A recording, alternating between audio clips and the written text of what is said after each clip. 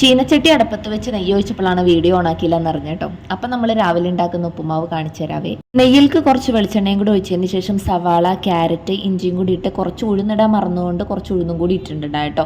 പൊട്ടിയതിന് ശേഷം കുറച്ച് വേപ്പിലയും കൂടി ഇട്ട് നിറയെ വെള്ളം ഒഴിച്ചു കേട്ടോ. ആവശ്യത്തിന് വെള്ളം ഒഴിച്ചു. അതിനുശേഷമാണ് പാത്രങ്ങൾ കുറച്ച് കഴുകാനുള്ളത്. അപ്പം ആ ഒരു വെള്ളം തിളക്കുന്ന സമയം കൊണ്ട് കഴുകാലോ എന്ന് വെച്ചത്. വെള്ളം ഷടാന്നും പറഞ്ഞ് തളിച്ചിട്ടുണ്ടായിരുന്നു കേട്ടോ. അപ്പം ആ പാത്രം കഴുകൽ അവിടെ പകുതി വെച്ച് സ്റ്റോപ്പ് ചെയ്ത് ഞാൻ ഉപ്പാവിൻ്റെ അടുത്ത് വന്നിട്ടുണ്ട്.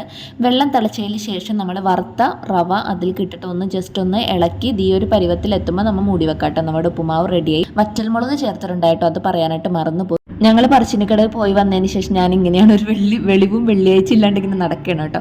അപ്പോൾ അതേ കുട്ടികൾക്കായിട്ട് ഞാൻ ഉരുളക്കിഴങ്ങ് പൊടിച്ചതും പിന്നെ പപ്പടം, കുറച്ച് വെളിച്ചെണ്ണ, ഉപ്പും കൂടെ ചേർത്ത് ചോറൊന്ന് കുഴച്ച് വെക്കും കേട്ടോ. അവർക്ക് അത് ഇഷ്ടമാണ്. പിന്നെ അങ്ങനെ എല്ലാം സെറ്റാക്കി വെച്ചതിന് ശേഷം ഞാൻ ഉപ്പുമാവും പപ്പടവും കൂട്ടി അടിച്ച് പൊളിച്ച് തിന്നുവാണ് കേട്ടോ. പഴവും കൂടി ഉണ്ടെങ്കിൽ അടിപൊളി ടേസ്റ്റാണ്. നമ്മുടെ ഇവിടെ പഴം ഉണ്ടായിരുന്നില്ല. പിന്നെ കൂട്ടത്തിൽ കുറച്ച് ചായം കൂടെ കുഴിച്ചു ഭക്ഷണം കഴിച്ചു. അപ്പോൾ അത്രയുള്ളൂ.